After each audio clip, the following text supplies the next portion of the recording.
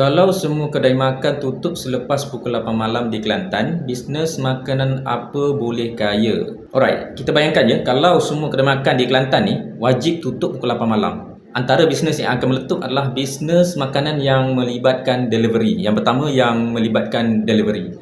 Maknanya mereka guna GrabFood ke ataupun Foodpanda kan. Orang tetap lapar walaupun kedai dah tutup, jadi permintaan makanan tak hilang tau. Cuma cara membeli tu berubah.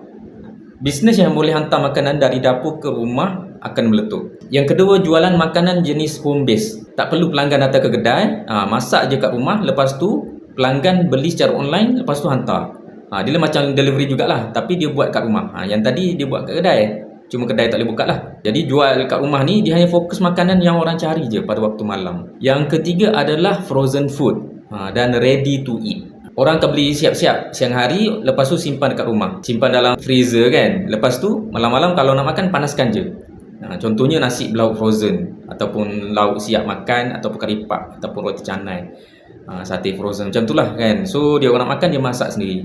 Tapi dia beli siang hari lagi. Makanan macam ni biasanya untuk orang yang sibuk lah, tak sempat nak masak sendiri kan. Tapi nak cepat, nak keluar malam tak boleh, so dia orang simpan siap-siap yang frozen. Yang keempat adalah late night food subscription. Ini saya rasa yang paling pelik lah, tapi menarik.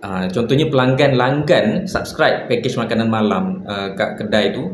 Setiap malam makanan akan dihantar terus ke rumah. Dia macam food delivery versi Netflix lah kan. Subscribe, malam-malam automatik hantar. Itulah idea jika sekiranya pukul 8 malam ni kedai dah kena tutup. Rasa macam masuk akal jugalah kan. Tapi kalau korang ada idea yang rasa lagi bernas, boleh tinggalkan komen.